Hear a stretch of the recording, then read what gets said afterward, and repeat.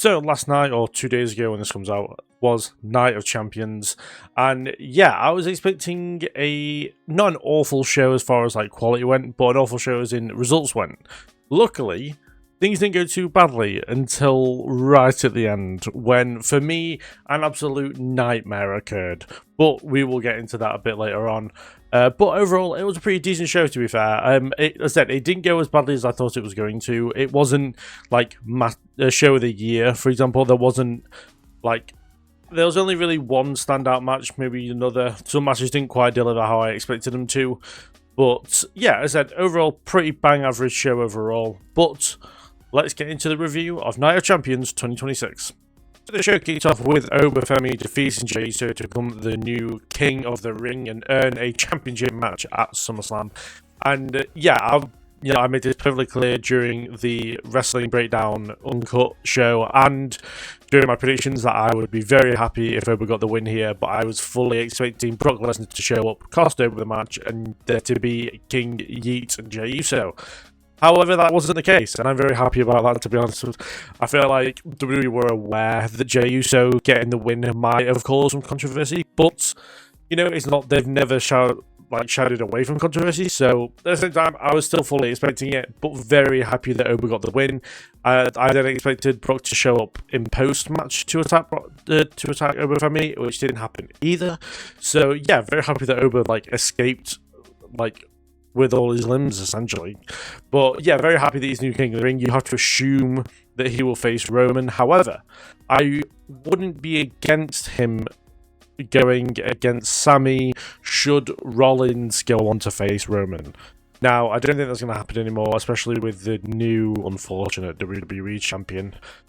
But yeah, I mean, Oba versus Roman is a dream match, and to get it on the big stage of SummerSlam, you have to assume it'll main event night 2 as well. It's something I definitely want to see, and Oba winning is something I'm very invested in, especially as I, like everybody else, think that Roman's probably going away after SummerSlam. He said he was only here for the summer, and so yeah, it makes sense that Roman disappears again, and we don't see him until probably Royal Rumble time. Yeah, so put the title on Oba and have him kind of go on a bit of a run with the title. That's what I would prefer anyway. But yeah, we move now on to the Queen of the Ring final, where again, though there was a bit of a risk of there being the wrong result, Io Sky did pull out the win here, and she is the new Queen of the Ring and will face her opponent at Night of Champions at SummerSlam in Liv Morgan, as she will challenge for the Women's World Championship, which is something I'm kind of happy with, in a way that I'm glad that Io's going to be in a world title match. But if Rhea isn't vacating the title, which we don't really know right now, I would have much preferred have Rhea versus Io and then do Liv versus Raquel, or Liv versus Raquel versus Roxanne at SummerSlam, than doing Liv versus Io. But they've just added, there's graphics and everything like that, so I mean, it should be a good match. Hopefully they have a better match than they had here, just because these two didn't... It wasn't that this was a bad match, it's just that they've had better matches. They had a match at Saturday Night's main event when Liv was newer as world champion during her first run, that I thought was very good. I very much enjoyed that match. So, yeah, I was a bit disappointed with how this one went, but I'm glad that Io got the win nonetheless, and I'm hoping that either SummerSlam match gets a stipulation added, maybe, or they just have a better match overall and they were holding back a little bit here. But yeah, I was expecting a little bit more.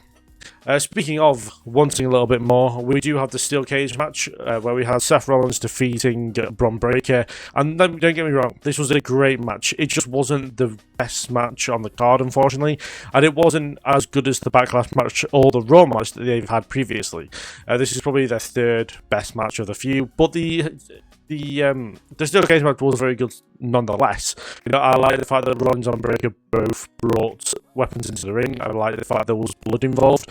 Whether it was on purpose or not is a different thing. It seemed like Bron Breakker was cut a little bit deeper than he should have been. But I said overall it was pretty good. I feel like Bron Breakker was kind of missing the element of being able to go onto the outside and get momentum for speed and kind of do what he does on the outside really well. He did a double though, where he came as springboard off the ropes onto Rollins on a chair, a bit like how he does from the apron to the announce table. But yeah, I feel like the cage almost restricted Braun in a way, but like not in a way that massively affected the match. I still enjoyed it. I think it was still good. I just wanted a little bit more out of these two, and I'm glad that Rollins got the win if it results in Rollins going towards a World Championship very sooner rather than later. But if Rollins is still kind of in a similar position that he's in now in a few months, then I probably would have given this win to Braun Breaker because it would have benefited him way more. But I suppose hindsight is 2020, and we will see how it goes in the future. But yeah, I'd say I enjoyed this match. I don't think there was a real loser here in like the grand scheme of things. Both of these guys just not going to be hurt by a win or a loss here. So yeah, I'm glad that these two, like this one seems to be a feud ender, so that's going to be good. And then I'm interested to see what they both do following this. Following that, we have Trick Williams defeating Ricky Saints in the United States Championship. Pretty solid match. It was fine for the most part. It went how I expected it to, with Trick Williams getting the win and retaining here.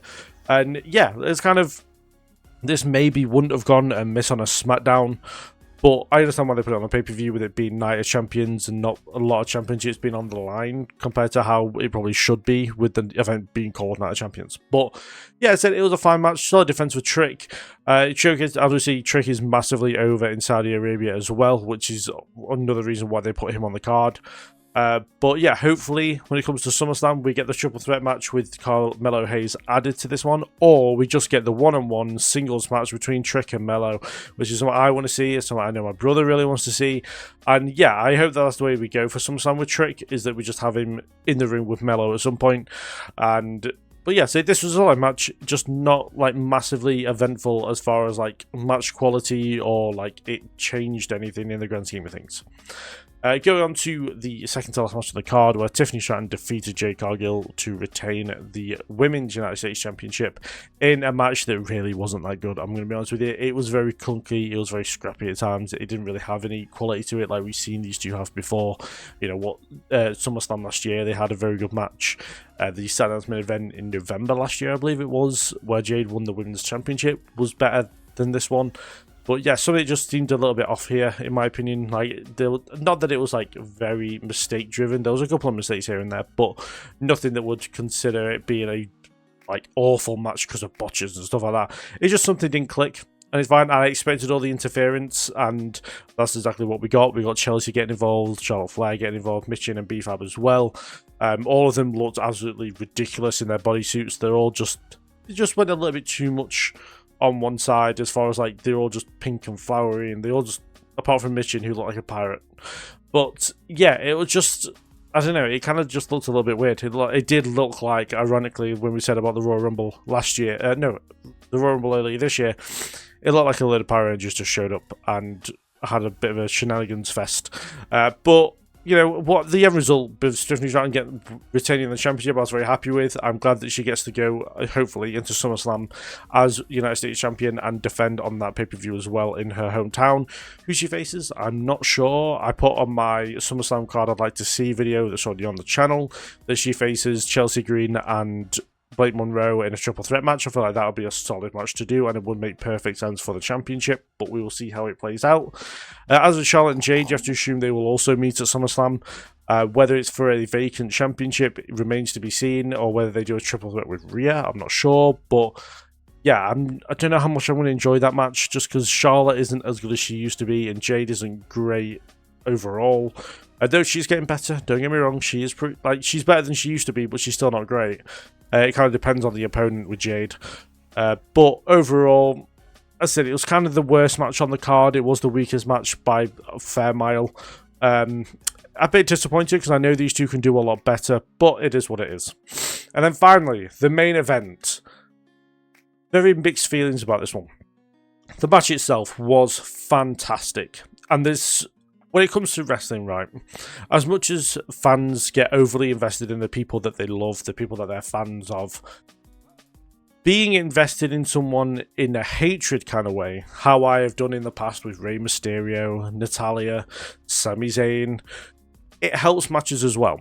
Because there's always that kind of stressful moments where they're getting towards the end of the match and they're going to get a win, or it looks like they're going to get the win. And yeah, this is kind of where it's important, because it makes the match more fun to watch when you're invested in someone losing. And this was exactly how it went here with me and my brother as well, watching this triple threat match. It was a fantastic match. It was by far and wide the best match on this card, and WWE continued to show that big triple threat matches on big PLEs, or not even big, but just any PLEs, absolutely deliver. Look at Obafemi, 2 standard delivers in a row. He has 2 of the best matches of the years in a triple threat match. And yeah, these triple threat matches are absolutely fantastic, and they should do triple threat matches for big events way more often because they deliver every time. You know, think back to WrestleMania 41, Roman, Punk and Seth, and Rhea, Io and Belair all both delivered, and as well as Oba, Trick and Javon all that weekend. So it proves that triple threats really do work well for WWE, and so they should probably invest more time into because they always deliver. Now, for this one, it was fantastic. I do question where Gunther's going after this. We saw that he would confront Nick Aldis after this. Now, whether Nick Aldis gets back in the ring, I'm not really sure. He said that he would if the time was right or the story was right, but it kind of depends. Personally, this is a really good setup for Nick Aldis to go, okay, I'm not going to step in the ring with Gunther, but I'm going to have someone represent me in this match. And that's where you bring back Ilya Dragunov. And we do Gunther versus Dragunov at SummerSlam in what would be, by far, a match of the year contender. You have to believe these two always cook when they're put together in a ring. And yeah, I'd love to see that happen. If it's Nick and Gunther in the match at SummerSlam, then I'm absolutely fine with that. I know Nick is really good in the ring. How good he is now, I don't know, because it's been, what, 2-3 years since he's been in a ring. So we'll see how it goes. Obviously, Gunther is fantastic in the ring no matter what. Cody, I really don't know. It feels like they're just going to do a rematch at SummerSlam between Cody and Sami. It makes the most sense, what they've been building to most of the time. But Sami Zayn, I kid you not, when Sami Zayn reversed the first Crossroads, when he did it into like a backwards DDC or whatever, I can't remember what he did exactly, I didn't scream, I like shouted in intense fear. Not knowing that only in a few minutes would the worst nightmare that could possibly come about was about to happen. And yeah, Sami Zayn rolls up Cody Rhodes and gets a win and is the new WWE champion. And I was furious. I was livid. I've calmed down a bit now, so I can't really put my emotions across properly. But yeah, it nearly ruined the evening. Things started downfalling from that point with me and my brother for the rest of the evening. Like, it was so bad. Yeah, no, it's an interesting way to go. Like, I've done nothing but defend this bloody company as much as I can about bad booking and all this kind of stuff. And yet, I am rewarded with a Sami Zayn WWE title win. I can't believe it. Honestly, like, I would have I kind of get it. You know, Saudi Arabia this and whatever that. I was prepared for WrestleMania 2027 for Sami Zayn to win the WWE Championship. I know we're like 10 months off that point, but was it 10 months? Ish. Like, I was preparing for it. In my mind, I was like, you got to remember that Sami's probably going to win the title at WrestleMania. Just keep it in mind. We'll have to accept it. So by the time we got to April 2027, I was ready and prepared for it. But no, they sprung it upon us early. And yeah, I'm concerned about SmackDown is a bad quality show anyway. Now that whining, moaning, bitching, Sami Zayn is world champion. The only good thing that might come of this is that he might get Johnny Gargano to stop laying down everywhere. And if he can stop doing that and we can get good old Johnny Wrestling back, that would be great. But yeah, I mean, that's literally the only benefit of Sami Zayn being WWE champion, is that Johnny Gargano might come back into the world of wrestling. Everything else about it, though, he's going to be awful. I think Sami Zayn is going to be an awful champion. I'm not looking forward to the reign at all. And I know I might be coming across like I'm joking a little bit. I'm really not. I really do not like Sami Zayn. He is on the same level for me, as I said. Rey Mysterio and Natalya are people I cannot stand in wrestling. I would even prefer Finn Balor to win the WWE title over Sami Zayn. Like, this guy looks like a bum. He's almost as much of a bum as Eddie Kingston. Like, that's how bad this all is. But yeah, I don't know. It is what it is, I guess, for now. I'm curious to see how long this reign goes on for. I'm hoping this is going to be SummerSlam and done. because I don't know if I can do any longer. I'm hoping it's not going to be like a Kofi Kingston situation where he goes on as like a 6-month reign and it's all very mediocre. But yeah, not a great way to finish the show. And yeah, overall the show was like okay, I guess. Like, I don't know, again, a lot of matches didn't deliver where they should have. So, and then add on to that the awful fact that Sami Zayn is now WWE champion. And yeah, it just... It said, it was fine. I'm glad that Oba won. I'm glad that Io won. I'm glad that Seth won. These matches weren't as good as I thought they were going to be, though I wasn't relying on Oba and Jay to be a fantastic match. Trick and Ricky were bang average. Stratton and Cargill was not that great. But the triple threat match was absolutely fantastic. Don't get me wrong. Though I hate the result, I cannot put across enough how good the match was. The match was fantastic. It was probably one of the better matches of the year. It'll probably maybe make my matches of the half year that's coming up in a few weeks. Maybe even next week. But yeah, it's just the result that lets this down a little bit for me. If Cody or Gunther had won, it probably would have been an 8 or a 9 out of 10 for me. But because Sami won, it is marked down a little bit more. So those are my thoughts and opinions on Night of Champions 2026. Do put down in the comments below what you thought of the show, what you would rate each match. On the channel at the same time will be a short showing you what my match ratings were out of 10 for each match on the show. So do go and check that one out as well before...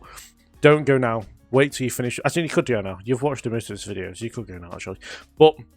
go and check that one out. I do it for every pay-per-view, and I've been doing ones for classic pay-per-views as well in the build-up to the retrospective videos as well, so do check those all out as well. There's loads of them already on the channel.